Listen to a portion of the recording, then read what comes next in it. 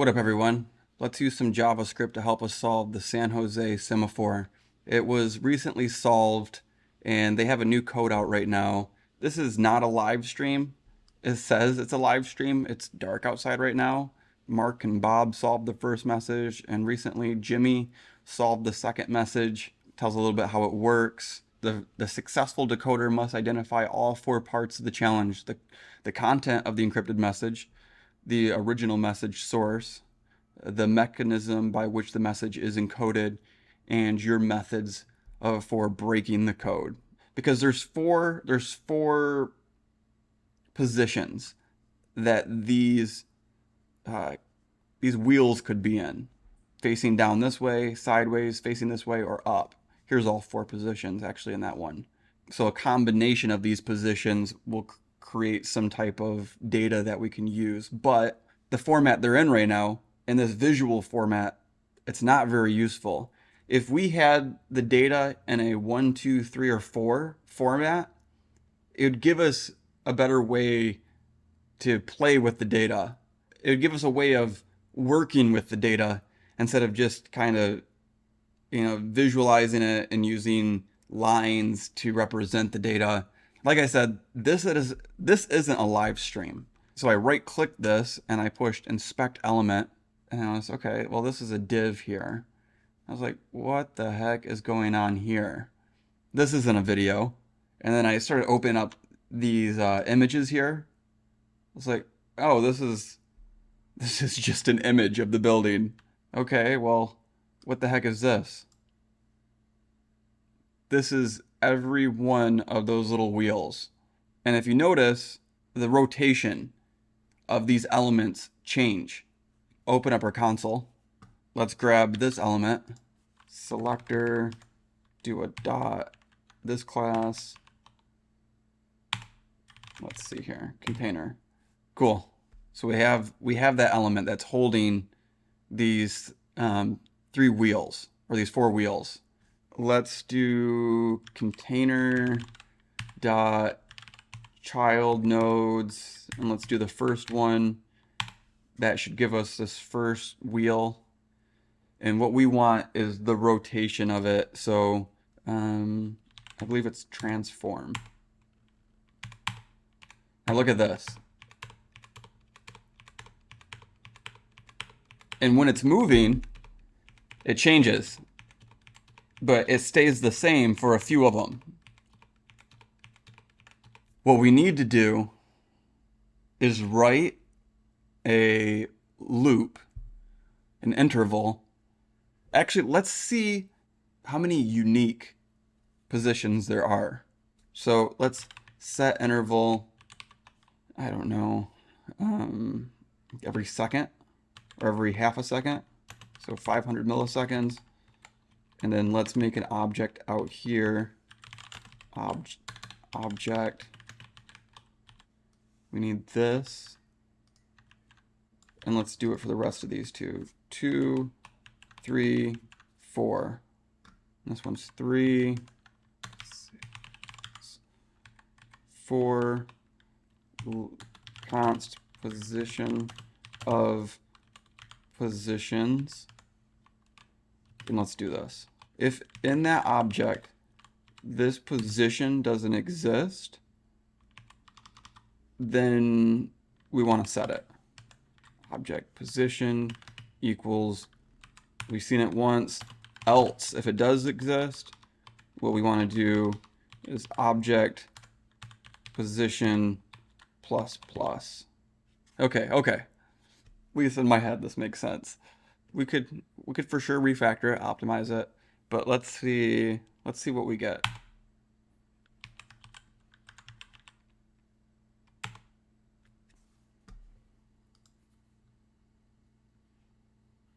Okay, let's open up our terminal. Let's go to our desktop. Let's create a new file called data. Let's just make it a JSON. And then let's open it with our code editor. And let's just do JSON.stringify, and then let's do that object. Boom, put that in here. Change all occurrences. We're just cleaning up this data right now. And then format. Oh, come on. And let's refresh this so we're not eating up all of our memory. Okay. If they are ones, let's just do this. So for all the ones, change all occurrences. Boom, boom. Let's get rid of this. Okay. Very nice. Get rid of this one for sure. Common, a bunch of common ones. It's interesting that we're getting so many. 8 common ones. You know, you would think that we would have 4 common ones. Let's get our container. Let's try it one more time. Boom. Container. Okay, now we have our container. Wheel 1. Perfect. Okay. Wheel 1. Up and down. Side to side. Is there one that goes? Yes. Perfect. Okay. Okay, so this is for wheel 1. Okay, this is for to the right. Up and down.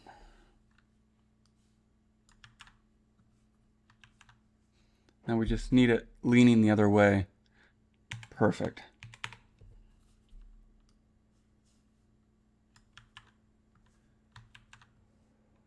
Now let's do this for wheel 2. Wheel 2. We'll do this also for wheel 3 and wheel 4.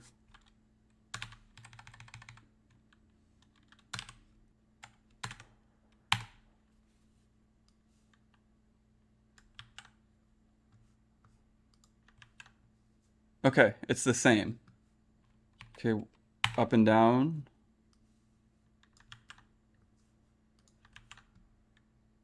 Is that the same? It's the same.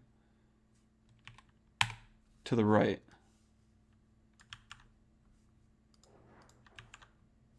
Is that the same? It's the same. So I think, I mean, we gotta follow through. We gotta do all the rest of them too. But I mean, I'm assuming that that is just, you know, all of them have the same rotation data. Boom. Lane sideways. Yup.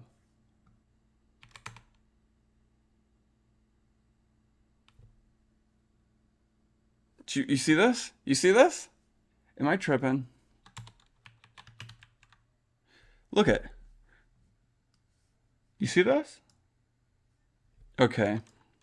So we're going to have to analyze this a little bit more. Because both of these go to the up and down. And I'm assuming that this also, I mean, this is the same for this. So I'm assuming that this goes to this as well. To the right. See, this one's different too. Okay, so the negatives turn positive. And the positives turn negative. Positive turns negative, negative turns positive. Okay, I think I get the gist of it. Yeah. Okay. I have the gist. So I don't even need this anymore. There's just some occasions where it's just the opposite. So that means that this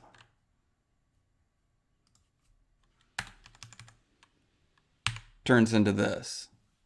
Same here. Negative, positive, negative, negative. Yeah, exactly. That's why we have 8 of them. Because we're getting the same, it's the same thing that I'm figuring out here. Okay, cool. Now since we know this, let's do a little bit differently. Let's start here. Boom. It rotates to the right a little bit. boom, boom, boom. Let's name all of these. Let's give them number representation. Okay. Let's create an object. Const positions 1. Boom. So that means that 1 is going to be this. Whoops. 1 is going to be this. 2 is going to be this. 3 and a 4. And let's do positions 2. Okay, we got our container. We got our positions. Let's do wheel 1, wheel 2, wheel 3, and wheel 4. And we got to grab that from the container.child nodes. Set interval. Let's do a stream. Stream equals, and we'll just make an array. We'll repeat this every half a second. And let's make a little function here. Get wheel position transform. Let's add some curly boys on there. This will be a string. Ooh, we did this backwards. Boom. Ooh. Okay, much better. So if positions 1 string, if that exists, then we want to return it.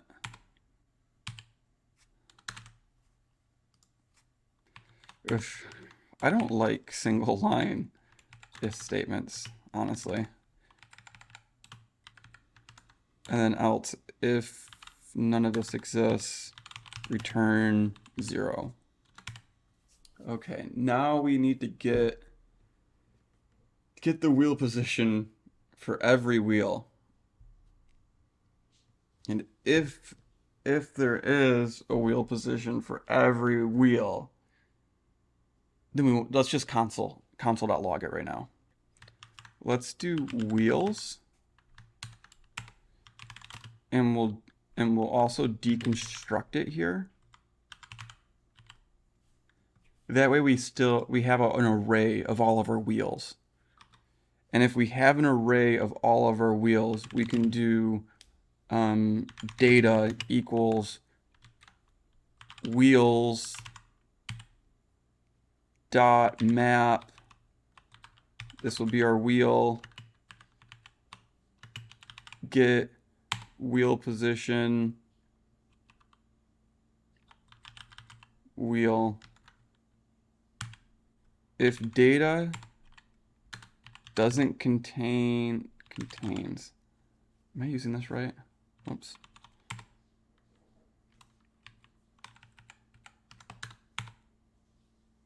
It's not a function. Includes. See, I mean, I've been doing this for 10 plus years. This is just inspiration for everybody else, you know? I'm still using Google. Sometimes you just forget these things. If it doesn't include a 0, then what we want to do is just console it out. .log the data. Let's just do that right now. That way we can see if what we did makes sense. Paste this into here. Let's run it. What's going on here? Wheels.map wheels.get position. Wheels.map is not a function. Wheels.map's not a function? Why? What's wheels? Oh, is it because this is so weird. Okay. Let's try that. And let's just console out the data right now.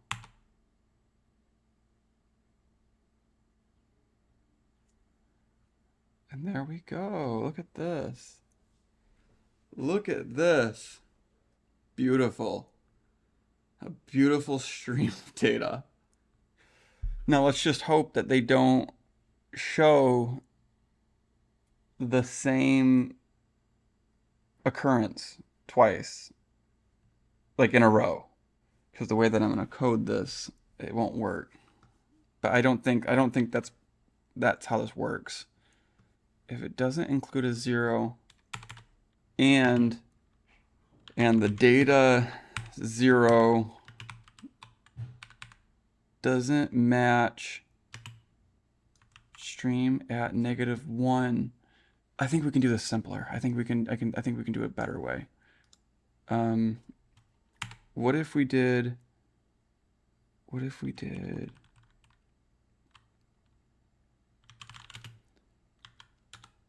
string 1 equals data dot join, and we'll join it by nothing, and then we'll get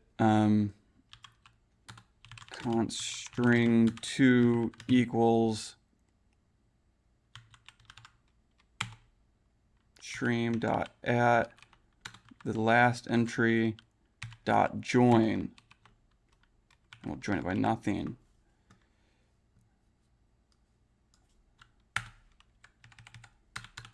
And string 1 is not equal to string 2.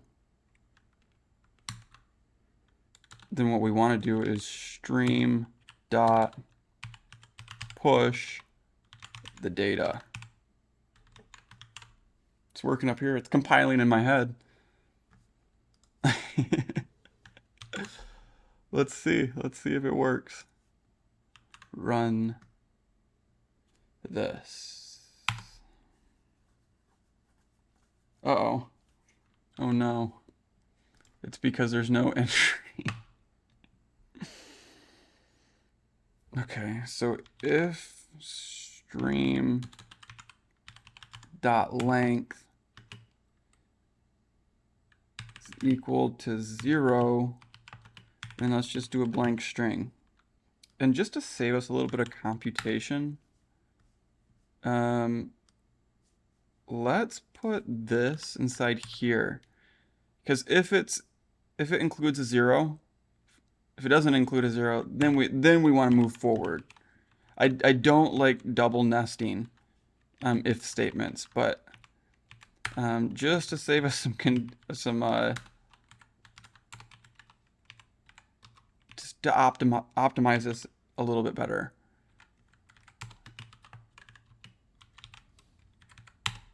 Because if we're gonna do the string.length every time, every second, that might, it might be a little bit intensive. Run this code.